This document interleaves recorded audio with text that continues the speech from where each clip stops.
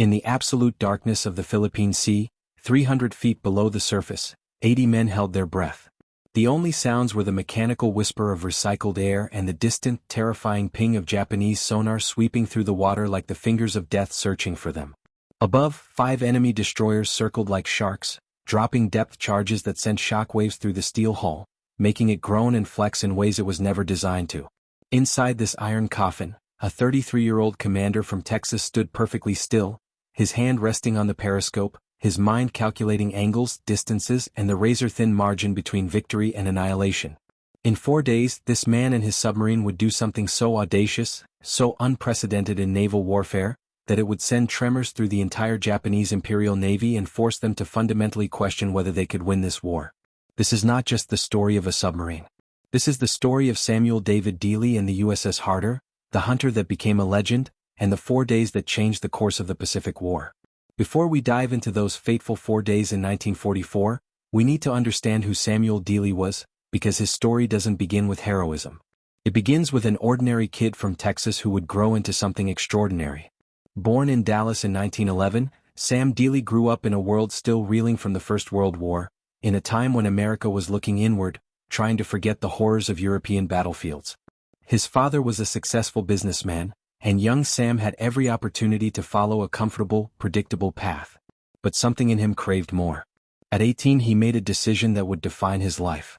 He applied to the United States Naval Academy at Annapolis. The academy wasn't just a school. It was a crucible. For 4 years, young men were broken down and rebuilt into naval officers, taught not just seamanship and navigation but honor, duty, and the weight of command. Dealey graduated in 1930, right as the world was sliding into the Great Depression. Jobs were scarce, futures were uncertain, but he had chosen a path that offered stability and purpose. He was commissioned as an ensign and began his career in the surface fleet, serving on destroyers and cruisers, learning the rhythms of the sea and the psychology of command. But it was submarines that called to him. In the 1930s, submarines were still viewed with suspicion by many in the Navy. They were seen as sneaky, ungentlemanly weapons, not fitting for a proper naval engagement. The real glory, everyone believed, would come from the big gun battleships and aircraft carriers. But Dealey saw something different. He saw potential. He saw a weapon that could strike from nowhere, that could turn the vast Pacific Ocean into a hunting ground. In 1938, he volunteered for submarine duty and was accepted into submarine school. This decision would save his life and cost him everything. Submarine school was brutal. The men who volunteered knew they were signing up for one of the most dangerous jobs in the military. Submarines in that era were primitive by today's standards. They were diesel-electric boats that could only stay submerged for limited periods before they needed to surface to recharge their batteries. They were cramped, hot, smelling of diesel fuel, unwashed bodies, and recycled air. There was no privacy, no comfort, no escape. Men lived on top of each other in spaces barely bigger than coffins. And if something went wrong at depth, if the hull cracked or the systems failed, there was no rescue. You simply died, crushed by the pressure or drowned in the darkness. But Dealey thrived. He had a gift for it. He understood the mathematics of torpedo solutions, the physics of underwater acoustics, the psychology of hunting and being hunted. His instructors noted his unusual calmness under pressure, his ability to make split-second decisions without panic. These weren't common traits. Most men could be trained to operate a submarine, but only a few could be trained to command one in combat. Dealey was one of those few. By the time Pearl Harbor was attacked on December 7, 1941, Lieutenant Commander Sam Dealey had been serving in submarines for 3 years. He was aboard the USS S-20, an old submarine conducting training exercises off the coast of California when the news came through. America was at war. Everything changed in that instant. The comfortable peacetime Navy was gone. Now they were going to fight, and everyone knew that the submarine service would be on the front lines from day one. The early years of the war were brutal for American submariners. The submarines were good, but the torpedoes were not. This is a detail that often gets overlooked in the grand narrative of World War II, but it's crucial to understanding what men like Dealey faced. The Mark 14 torpedo, the primary weapon of American submarines, was fundamentally broken. It ran too deep, missing targets entirely. Its magnetic detonator often failed to explode. And even when it hit, the contact detonator frequently malfunctioned.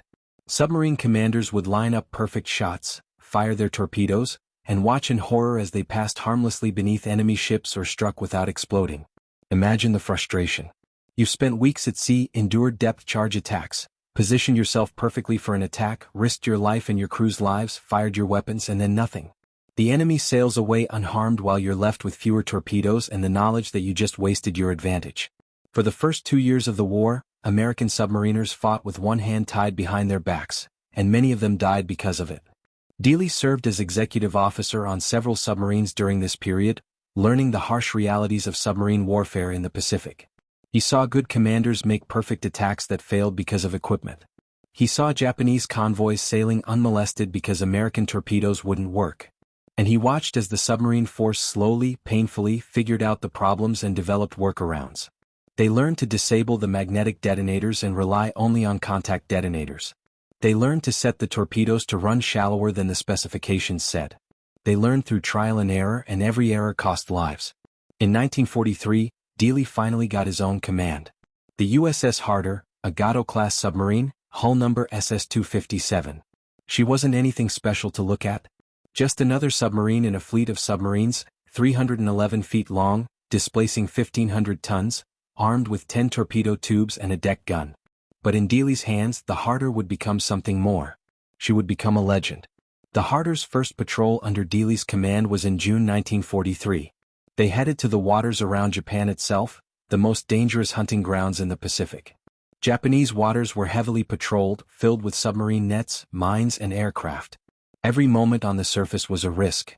Every periscope observation could be spotted. But this was where the targets were, where the Japanese merchant fleet carried the resources that kept their war machine running. Dealey approached submarine warfare differently than many of his peers. He was aggressive, almost recklessly so. While other commanders would spend days stalking a target, waiting for the perfect moment, Dealey would attack quickly and violently. He trusted his instincts and his crew's training. This aggressive style brought results. On that first patrol, the Harder sank 3 Japanese cargo ships. It was a solid debut, and Dealey and his crew returned to Pearl Harbor with confidence. But it was the 5th patrol in the spring of 1944 that would make history. By this point, Dealey and the Harder had already earned a reputation. They had sunk ships on every patrol. Dealey had been awarded the Navy Cross, the second highest decoration for valor. But nothing they had done before would compare to what was about to happen. The mission was a coordinated operation. 3 American submarines, the Harder, the Hake, and the Hato, were assigned to support an upcoming amphibious landing by conducting reconnaissance and disrupting Japanese naval operations near Tawi in the Philippines. Tawi was a major Japanese naval anchorage, a staging area for their fleet. The waters around it were crawling with enemy warships. It was the last place any sane submarine commander would want to be. Dealey didn't just want to be there. He wanted to hunt there. On June 6, 1944, the same day Allied forces were landing on the beaches of Normandy half a world away, the USS Harder was cruising submerged off the coast of Tawi. Dealey was at the periscope, scanning the horizon, when he spotted something that made his heart race. A Japanese destroyer. Not a merchant ship, not a tanker, but a warship specifically designed to kill submarines. Now, here's what you need to understand about destroyers and submarines. In the hierarchy of naval warfare, destroyers are the natural predators of submarines. They're fast, maneuverable, armed with depth charges and sonar. When a submarine encounters a destroyer, the standard protocol is to go deep, go quiet, and hope you're not detected. Attacking a destroyer is considered almost suicidal because if you miss, if your torpedoes don't sink it immediately, you've just announced your presence to a ship designed to hunt and kill you. Dealey looked at that destroyer through his periscope and made a decision that would define the rest of his career. He was going to attack. His officers thought he was crazy. The crew whispered nervously. But Dealey had calculated the odds. The destroyer was on a predictable patrol pattern, zigzagging back and forth. If he could position the Harder correctly, if he could time it perfectly, he could fire a spread of torpedoes that the destroyer would sail directly into. It required precision, nerve, and a little bit of luck. The Harder maneuvered into position. Dealey called out the firing solution. The torpedo room armed the weapons. And then, with the destroyer less than 1,000 yards away, Dealey gave the order. Fire. 4 torpedoes leaped from the Harder's tubes, their propellers screaming through the water. Dealey kept his eye to the periscope, watching, counting the seconds. The destroyer's lookout spotted the torpedo tracks. The ship began to turn, trying to comb the torpedoes, to present a narrow profile. But Dealey had anticipated this. He had fired the spread wide enough that at least one torpedo would hit no matter which way the destroyer turned. The explosion was massive. The torpedo struck the destroyer amidships, right at the waterline. The blast lifted the bow out of the water. Secondary explosions followed as the ship's own depth charges and ammunition cooked off.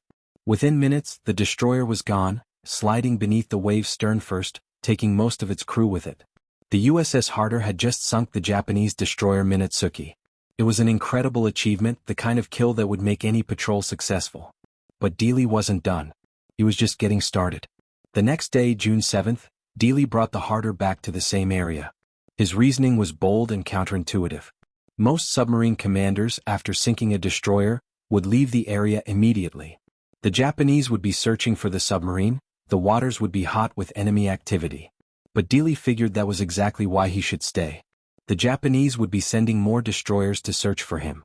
And destroyers, when they're hunting, follow predictable patterns. They could be ambushed. He was right. Late in the afternoon, another destroyer appeared, moving fast, clearly searching for the submarine that had sunk the Minetsuki. Dealey let it come close, positioning the Harder perpendicular to the destroyer's course. This time, he waited until the last possible moment, until the destroyer was so close that the crew could hear the thrashing of its propellers through the Harder's hull. Fire. 3 torpedoes this time. The range was less than 800 yards, almost point-blank by submarine standards. 2 of the 3 torpedoes hit. The destroyer, the high enemy, broke in half. The forward section went down immediately. The aft section stayed afloat for a few minutes, long enough for some of the crew to abandon ship, but then it too slipped beneath the surface. 2 destroyers in 2 days. It was unprecedented. Back at Pearl Harbor, when the reports came in, some officers didn't believe it. Submarines didn't hunt destroyers. Submarines avoided destroyers. But Dealey and the Harder had just proven that the rules could be rewritten. But even this wasn't enough for Sam Dealey.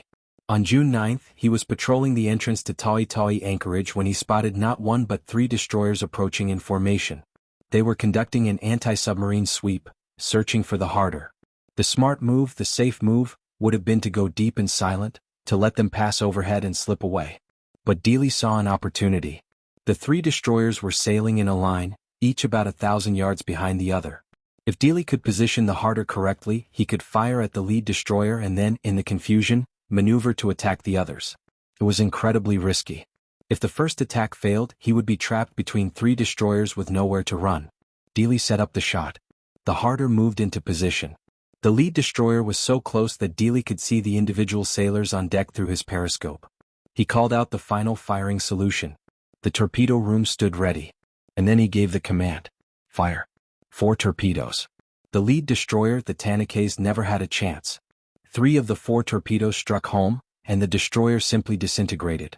The blast was so violent that debris rained down on the water for hundreds of yards around the impact point. The ship sank in less than a minute. But now Dealey had a problem. The other 2 destroyers had seen the attack. They knew exactly where the Harder was. And they were coming in fast, their sonar pinging frantically, their crews manning the depth charge racks. This was the moment Dealey's crew had been dreading. This was when they would find out if their commander's aggression was genius or madness. Dealey ordered the Harder deep. They dove hard, angling down at maximum speed, the hull groaning under the pressure. The first depth charges began to fall. The explosions were deafening, each one feeling like a hammer blow against the submarine's hull. Light bulbs shattered. Cork insulation rained down from the ceiling. Men were thrown against equipment. But the Harder held together. For 2 hours, the Japanese destroyers hunted them. They dropped dozens of depth charges, some so close that they knocked out electrical systems and caused minor leaks. The crew worked in near total darkness, whispering to each other, making repairs by feel. Every man knew that one close hit, one crack in the hull, and they were dead. There would be no escape from this depth. But Dealey remained calm. He maneuvered the Harder constantly, never staying in one place, always moving just fast enough to stay ahead of the sonar but slow enough to remain quiet. He played a game of 3-dimensional chess with the destroyers above, anticipating their moves, sliding the Harder through the gaps in their search pattern. And slowly, gradually, the sound of propellers faded. The depth charges stopped falling. The destroyers, running low on depth charges and convinced the submarine was either sunk or escaped, moved on. The Harder surfaced that night to recharge batteries and ventilate the boat. The crew breathed fresh air for the first time in hours. They looked at each other in the darkness and realized they had just survived something that should have killed them. And they had sunk 3 destroyers in the process. But the most remarkable part was yet to come. Because on June 10, Sam Dealey decided to attack again. This time he spotted 2 destroyers escorting a convoy. By this point, the entire Japanese naval command in the area was on high alert. They knew there was an American submarine operating near Taui, and they knew it had already sunk at least 3 destroyers. Every ship in the area was zigzagging, every sonar was active, every lookout was scanning the water for periscope feathers. The smart move would have been to leave the area, to return to base with an already legendary patrol. But Dealey saw those 2 destroyers and decided he wanted them. He set up an ambush. This time he positioned the Harder in the path of the convoy and waited. When the lead destroyer came into range, Dealey fired a spread of 3 torpedoes. But something went wrong. The destroyer's lookouts spotted the torpedo tracks at the last second, and the ship managed to turn just enough that only 1 torpedo hit. It damaged the destroyer but didn't sink it. Now Dealey was in serious trouble. He had a wounded destroyer right on top of him, and another destroyer racing in to help. The Harder dove, but this time the Japanese were ready. They had a solid sonar contact. They knew exactly where the submarine was. And they began dropping depth charges with precision. What followed was one of the most intense submarine battles of the entire war. For 3 hours, the 2 destroyers hunted the Harder, dropping over 50 depth charges. Several exploded close enough to cause serious damage. The submarine's diving planes jammed, forcing the crew to control depth manually. The hydraulic system failed, meaning torpedo tubes couldn't be reloaded. Light fixtures shattered, pipes cracked, and water began to seep in from a dozen small leaks. Inside the submarine, men worked in total darkness, communicating by touch and whisper. The heat was unbearable, well over 100 degrees. The air grew thick and stale as the CO2 scrubbers struggled to keep up. Some men began to show signs of oxygen deprivation, becoming drowsy and confused. But they kept working, kept fighting, kept believing that their commander would get them out of this. And somehow, incredibly, Dealey did. He maneuvered the Harder into a thermal layer, a boundary between water temperatures that deflects sonar. The Japanese destroyers lost contact. They continued searching, continued dropping depth charges, but they were bombing empty water now. The Harder slipped away, damaged but alive. When they surfaced that night, the crew was exhausted, traumatized, but triumphant. They had survived the unsurvivable. And in the process they had sunk or damaged 5 Japanese destroyers in 4 days. Let that sink in for a moment. 5 destroyers. In 4 days. No submarine in history had ever accomplished anything like this. The USS Harder, under Sam Dealey's command, had done something that naval strategists would have said was impossible. But the impact went far beyond just the ship sunk. What Dealey and the Harder had done had profound psychological and strategic effects on the Japanese Navy. When news of the attacks reached Japanese naval headquarters, it caused something close to panic. Destroyers were supposed to be the predators. Submarines were supposed to be the prey. But the Harder had reversed that relationship, and if one American submarine could do this, what could a fleet of them do? The Japanese High Command made a critical decision. They ordered the entire combined fleet, which had been gathering at Taui in preparation for a major operation, to relocate to a different base. This wasn't just a minor adjustment. This was a complete strategic shift driven by fear of American submarines. And this relocation had consequences. It disrupted Japanese planning, delayed operations, and put their ships in positions where they were more vulnerable to American air attacks. Military historians now believe that the Harder's attacks contributed directly to the Japanese defeat at the Battle of the Philippine Sea, one of the most decisive naval battles of the war. The Japanese fleet, disrupted and disorganized by the submarine threat, sailed into battle unprepared and was devastated by American carrier aircraft. It was a turning point in the Pacific War, and Sam Dealey and the USS Harder played a role in making it happen. When the Harder returned to Pearl Harbor after that 5th patrol, they were greeted as heroes. Dealey was awarded the Medal of Honor, the highest decoration for valor that the United States can bestow. His crew received commendations and promotions. The submarine itself became famous throughout the Navy. They had proven that aggressive, bold tactics could work, that submarines could be weapons of strategic importance, not just commerce raiders. But there's a darker side to this story, one that we need to confront. Because Sam Dealey and the USS Harder's story doesn't have a happy ending. After that legendary 5th patrol, Dealey and his crew were given leave. They rested, they repaired the Harder, and then they prepared for another patrol. In August 1944, just 2 months after their greatest triumph, the USS Harder set out on its 6th war patrol. They were assigned to waters off the Philippines, conducting reconnaissance in support of upcoming operations. On August 24, 1944, the USS Harder was operating near Bataan when it encountered a convoy escorted by several warships. Details of what happened next are unclear because there were no survivors, but based on Japanese records and post-war analysis, we can piece together the likely scenario. Dealey, being Dealey, decided to attack. He positioned the Harder for a torpedo run on one of the escort vessels. But this time the Japanese were ready. They had learned from previous encounters with American submarines. Their sonar was better, their tactics were improved, and they were more aggressive. The convoy's escorts detected the Harder and counterattacked immediately. They dropped depth charges with devastating accuracy. One of them, possibly several, struck close enough to rupture the Harder's hull. The submarine sank in less than a minute, dropping to the bottom of the ocean over 1,000 feet below the surface.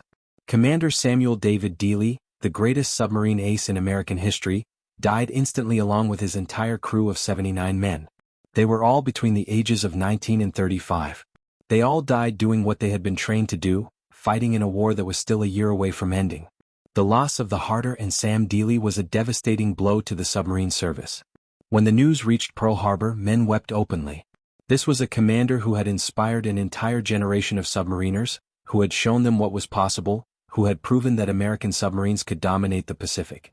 And now he was gone, claimed by the same ocean he had hunted so successfully. But here's what makes Dealey's story both tragic and profound. He knew the risks. Every time he took the Harder into combat, every time he positioned his submarine to attack instead of evade, every time he chose aggression over caution, he was rolling the dice. Submarine warfare is a game of probability, and Dealey played it more aggressively than anyone. For a while he won every roll. But probability catches up with everyone eventually. The question that haunted his fellow submariners after his death was this: could he have played it safer and still been effective? Should he have been less aggressive on that sixth patrol? The answer is complicated. Yes, Dealey could have been more cautious. He could have avoided some risks. But would he have achieved what he achieved if he had played it safe? Would the Harder have become legendary if Dealey had been just another competent submarine commander following the book? The truth is that Dealey's aggression was both his greatest strength and his fatal weakness. It allowed him to accomplish things other commanders couldn't, but it also ultimately cost him his life. In a different patrol, against a different enemy with slightly different circumstances, the Harder might have survived that last attack. But in the cold mathematics of war, luck runs out and skill can only take you so far. After the war ended, when American forces occupied Japan and gained access to Japanese naval records, they discovered something remarkable. The Japanese Navy had specifically identified the USS Harder as a major threat. They had analyzed its attack patterns, studied its tactics, and issued warnings to all ships operating in areas where the Harder was known to patrol. They gave the submarine a nickname in Japanese: Grim Destroyer. They feared it and respected it. And when they finally sank it, they celebrated it as a major victory. Think about that for a moment. In a war involving thousands of ships, tens of thousands of battles, millions of men, one single submarine became so notorious that the enemy tracked it specifically, warned their forces about it, and considered its destruction a significant achievement. That's the level of impact Sam Dealey and the USS Harder had on the Pacific War. In 1946, the Navy posthumously awarded Dealey his third Navy Cross, making him one of the most decorated submariners in American history. A destroyer escort was named USS Dealey in his honor, and that ship served with distinction through the Cold War. The submarine base in Dallas, Texas, his hometown, was named Camp Dealey. His story was told and retold in the submarine service, becoming part of the lore, part of the tradition that new submariners learned when they earned their dolphins. But beyond the medals and the memorials, what is Sam Dealey's real legacy? What does his story teach us about war, courage, and human nature? First, it teaches us about the power of individual action. Dealey was one man commanding one submarine in a war that involved millions of people. Yet his actions had strategic consequences that rippled through the entire Pacific theater. He disrupted Japanese naval operations, contributed to their defeat at the Philippine Sea, and inspired a generation of American submariners to be more aggressive and more effective. One person, in the right place at the right time with the right skills, can change the course of history. Second, it teaches us about the cost of excellence. Dealey achieved extraordinary things, but the price was his life and the lives of his crew. There's a tendency in our culture to glorify heroes without acknowledging the reality that heroism often involves tragedy. Dealey wasn't a comic book character who could walk away from every danger unscathed. He was a real person who made real choices, and those choices eventually led to his death. That doesn't diminish his heroism. If anything, it makes it more profound because he knew the risks and took them anyway. Third, it teaches us about leadership. Dealey's crew followed him into situations that terrified them because they trusted him. They believed in his judgment, his skill, and his commitment to bringing them home. That kind of trust isn't given freely. It's earned through competence, consistency, and genuine care for the people under your command. Dealey had that quality, that ability to inspire men to do more than they thought possible. That's true leadership, and it's rare in any context, not just military. Finally, Dealey's story teaches us about the nature of submarine warfare in World War II, something that often gets overlooked in the broader narrative of the war.